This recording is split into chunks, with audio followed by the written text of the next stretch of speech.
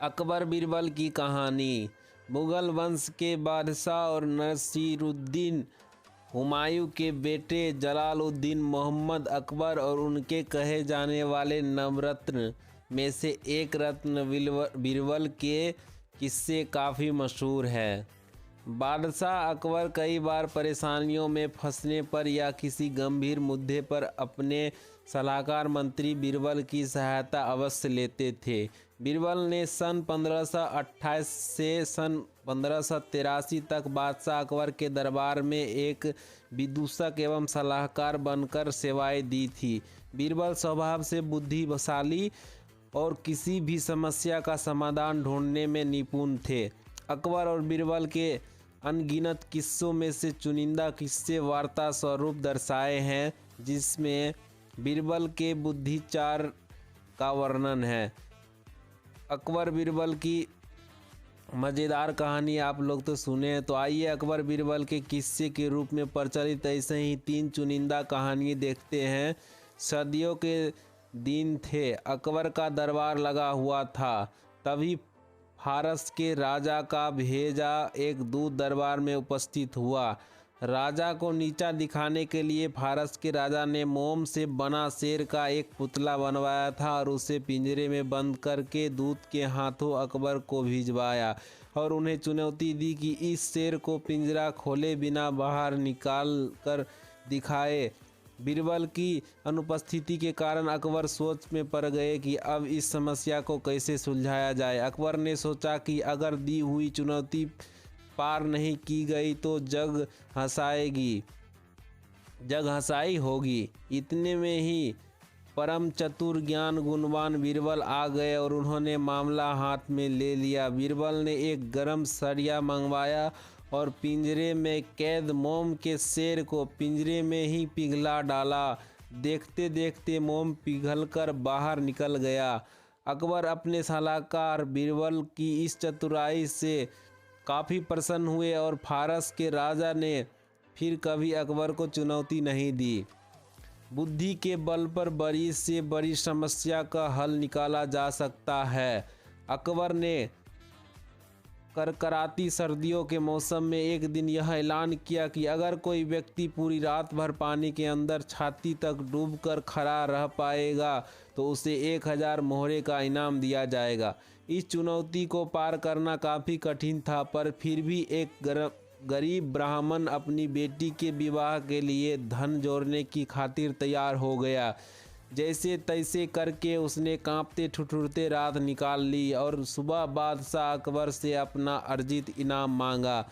अकबर ने पूछा कि तुम इतनी सर्दी रात में पानी के अंदर कैसे खड़े रह पाए।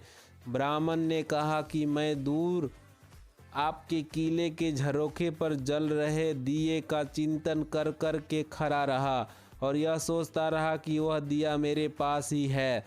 इस तरह रात बीत गई। अकबर ने यह सुनकर तुरंत इनाम देने से मना कर दिया और यह तर्क किया कि उसी दिए की गर्मी में तुम पानी में रात भर खड़े रह सके, इसलिए तुम इनाम के हकदार नहीं है।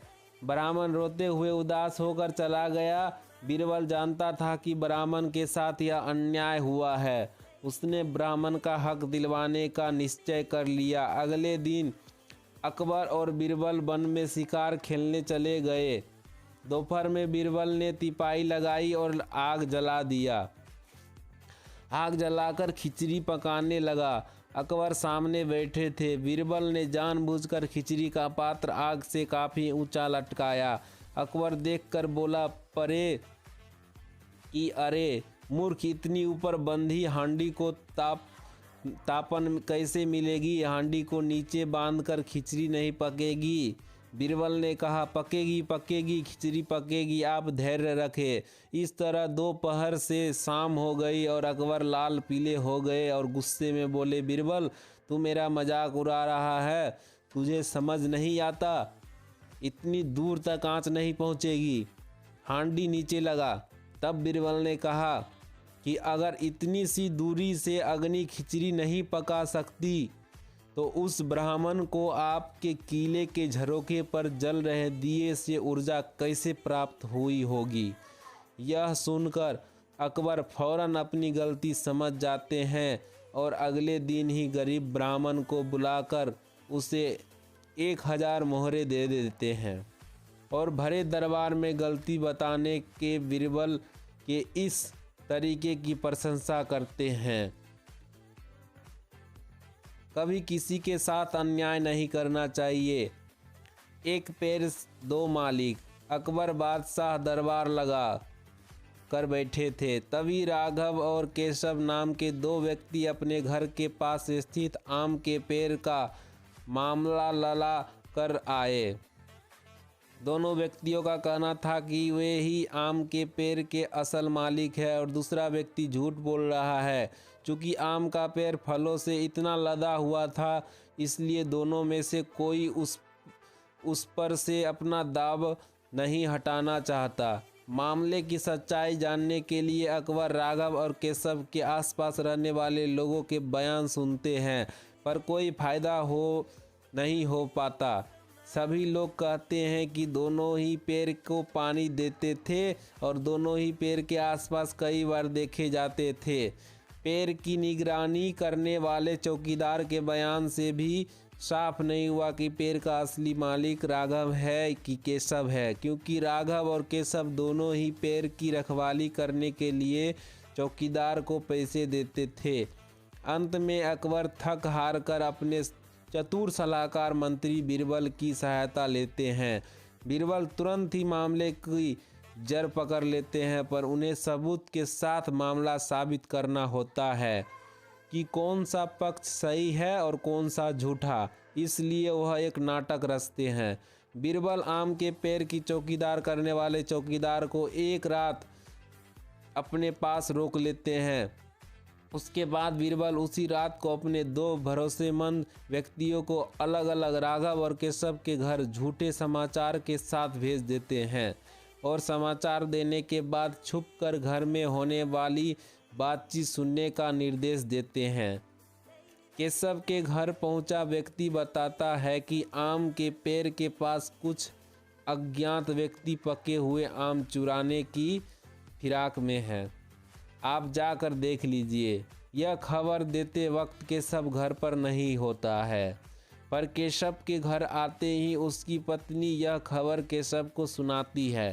केशव बोलता है, हा हा हा हा, सुन लिया, अब खाना लगा।